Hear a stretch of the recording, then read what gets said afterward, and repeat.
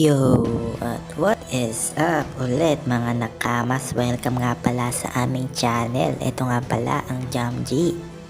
At ang tatalakayin nga natin ngayon ay ang pagiging God of War ni Shanks. Paano ko nga ba nasabing siya yung God of War sa One Piece? At paano ko din papatunayang siya yung God of War sa One Piece? Bago nga tayo magsimula ay inaanyayahan ko muna kayong mag-subscribe at i-hit yung notification bell para updated kayo sa lahat ng bagong video ipopost namin. Gaya nga ng lagi kong sinasabi, wala nang intro. Let's go! Si Shanks bilang God of War ng One Piece. So, si Red Hair Shanks nga ang masasabi kong God of War ng One Piece. So, para masabing God of War ay kailangan isa kang nilalang na kaya magsimula at magtapos ng gera. Kaya mo ring mag-control at magmanipula ng gera o kahit anong bagay na may kinalaman sa gera. Para nga mapatunayang si Shanks ang God of War ay pupuntahan natin lahat ng eksena kung saan siya ay nag-participate. So, kung babalikan natin lahat na eksena ng kinabibilangan ni Shanks sa series ng One Piece ay babalik pa tayo halos sa episode 1 ng One Piece. Sa arc or chapter na ito, unang nagpakita si Shanks. Siya yung isang pirata ang may pulang buhok na iniidolo ni Luffy. At hindi lang doon umikot yung kanyang karakter. Makikita rin nating hinayaan niyang bastusin siya ng mga mountain bandits. Sa part na ito ay hindi natin sure kung Yonko na ba si Shanks or isa na siya sa mga emperor ng dagat. Pero kung isang Yonko na nga siya, ay hindi rin ito malalaman ng mga mountain bandits kasi hindi naman sila pumupunta ng dagat. At sa bundok sila nakatira at walang kahit anong impormasyon na patungkol sa dagat. Kaya hindi nila alam kung ano yung Yonko at kung Yonko na nga ba si Shanks. Pero hindi yun yung pinaka main point ng episode na ito. Dito lang din naman naputol yung kaliwang braso ni Shanks. At dito lang din mas naging porsigido si Luffy maging isang pirata. At bago nga umalis si Shanks sa isla ni na Luffy ay iniwan niya kay Luffy ang straw hat na ipinamana sa kanya ng kanyang kapitana, dating Pirate King na si Gold D. Roger. Sumunod na nga nating nakita si Shanks na nagpapahinga sa isang isla at dinalaw nga siya roon ni Mihawk. At dito nga rin nalaman ni Shanks na meron ng bounty si Luffy na 30 million belly. Sa video na nga rin na ito natin makikita at mapapansin na mukhang masama yung mood ni Shanks. At kasabay nga nun ay masama rin yung panahon. Pero nung malaman niya yung balita patungkol kay Luffy ay biglang gumanda yung kanyang mood.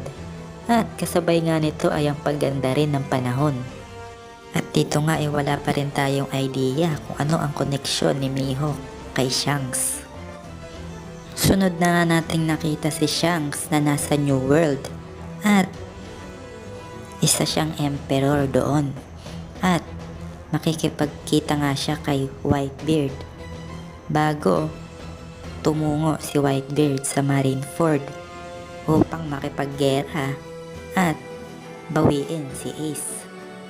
Ang nangyari nga dito ay isang normal na kamustahan ng dalawang Yonko at hindi nga nagpatumpik-tumpik si Shanks at nagbabala siya patungkol kay Teach o Blackbeard na isa raw itong delikadong tao, sabi niya kay Whitebeard. Pero hindi naman ito pinansin ni Whitebeard. At sa scene na ito rin natin na lamang si Shanks at Mihawk pala ay dating magkaaway na halos yanigin nila yung buong mundo sa kanilang mga duelo. At tinanong din ni Whitebeard si Shanks kung bakit nawala yung kanyang kaliwang kamay. Kung dahil ba daw ito sa isang malakas niyang nakalaban. At ang sagot naman ni Shanks ay itinaya niya daw yung kanyang kamay para sa susunod na jenerasyon. Matapos nga nun ay medyo nag-init na yung dalawang emperor at nagsukatan ng lakas. Pero kung mapapansin natin, sabi nila na mga kako nila, yung langit daw ay parang mabibiak o nahati dahil sa lakas ng dalawang emperor na ito. Matapos nga noon ay sunod na nating nakita si Shanks na walang takot na naglalakad sa pagitan ng dalawang grupong nagigera sa Marineford. At parang wala lang na sinalag niya ang isang malakas na pwersang atake ng isang Loggia type user na Admiral ng Marines. At ito na nga yung isa sa pinaka-iconic scene sa One Piece na kinasangkutan ni Shanks. Yung walang takot mong sinabi sa gitna ng dalawang panig na nag-aaway o nagigera na ipapahinto mo na yung gera nila. Sa scene na ito ko napagtanto na maaring si Shanks nga yung God of War ng One Piece sapagkat successfully niyang napahinto yung gera. Handa rin siyang makipaggera at the same time. Yun nga ay kung maaalala natin na niyaya niya maglaban sila ng crew ni Blackbeard kahit alam niyang dalawa na yung Devil Fruit abilities ni Blackbeard. Pero hindi naman siya nilabanan ni Blackbeard. At sabi-sabi nga ay bago daw siya pumunta ng Marineford ay hinarang muna daw niya ang isa pang emperor na si Kaido. Pero wala naman tayong exact detail kung naglaban ba yung dalawa or nakipag-ayos si Shanks kay Kaido sa isang agreement. Di natin masasabi yun sa ngayon. Sunod na nga nating nakita si Shanks na inilibing sina Whitebeard at Ace at ang iba pang mga namatay sa Marineford War. At lastly nga at nakakagulat sa lahat ay noong nakita natin si Shanks na makikipagkita o nakipagkita at nakipag-usap sa mga Gorosei o yung 5 elders ng world government. Sabi nga rito ng mga Gorosei ay kung hindi nga lang daw siya yon ay hindi nila papansinin.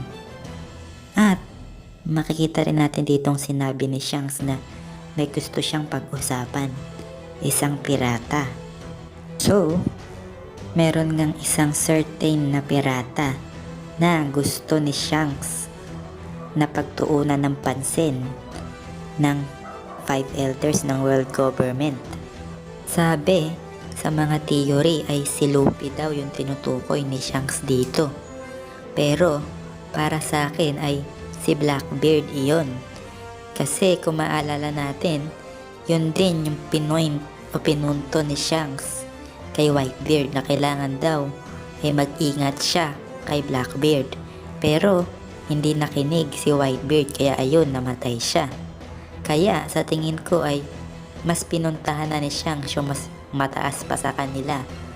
Yun nga ay yung 5 elders at nag-warning siya o nagbigay rin ng babala siguro sa 5 matandang ito patungkol kay Blackbeard.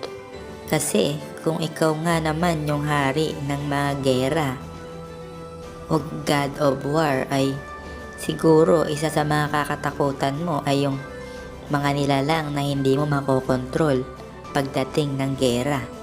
Kaya nga nagbababala na siya sa mga 5 elders patungkol kay Blackbeard sapagkat hindi niya kontrolado yung isip ni Blackbeard at madami nga itong mga planong hindi natin naasahan sa mga susunod pang chapters. Yan ang masasabi ko patungkol kay Blackbeard.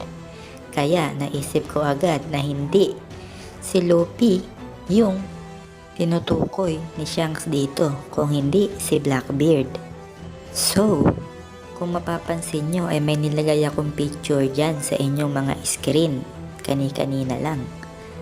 Maaring binasa nyo yan or maaring hindi pa. Pero kung binasa nyo na ay malalaman nyo yung God of War na si Tyr. So sa Norse mythology nga ay siya yung sinasabi nilang God of War. So paano ko naman nasabing inihahambing ko yan kay Shanks o si Shanks yan? Well, alam naman nating mahilig si Odang mag-foreshadow ng mga bagay-bagay katulad na lang ng isang ito. Kung babasahin natin, si Tyr ay ang God of War, Sky, at patron ng God of Justice. Siya rin daw yung pinakamatapang o boldest sa lahat ng mga God. So, makikita ba natin yung mga katangian niyong kay Shanks? Sa pagiging God of War, siguro oo. Sapagkat nagawa niyang pahintuin yung gera sa Marineford. Yung boldest of all o yung pinakamatapang, siguro makikita rin natin yung kay Shanks. Noong magawa niyang maglakad sa gitna ng dalawang kampong nagbabakbakan. Masasabi kong hindi yun normal para sa isang taong kagaya niya na non-devil fruit user at kulang pa ng isang kamay. Sa next paragraph naman ay sabing Tyr was represented as man with one hand. Ulitin ko with one hand. Kasi daw yung kamay niya ay kinagat ng isang malaking wolf. So mukhang pamilyar na ba yung narinig nyo? Isang Diyos na may isang kamay. At sa third paragraph nga ay sabing sa araw daw ng Ragnarok ay papatayin niya ni Tyr yung Hondgarn o yung Guardian of Hell. So, sino nga ba yung Guardian of Hell? Pag sinearch nyo yung Guardian of Hell ng Greek mythology ay ito ang lalabas. Isang asong may 3 ulo o Cerberus kung tawagin nila. At pagkapatay nga ni Tyr sa Cerberus ay mamamatay din daw siya sa mga sugat na tinamo niya dito. So, kung babalikan natin yung One Piece, sino yung nagre-represent ng 3 ulo? Mukhang pamilyar na ba sa inyo? So, kung napagtanto nyo na lahat, ay sa tingin ko ito na nga siguro yung foreshadow sa atin ni Oda na maaaring sunod na mangyari. Shanks versus Blackbeard.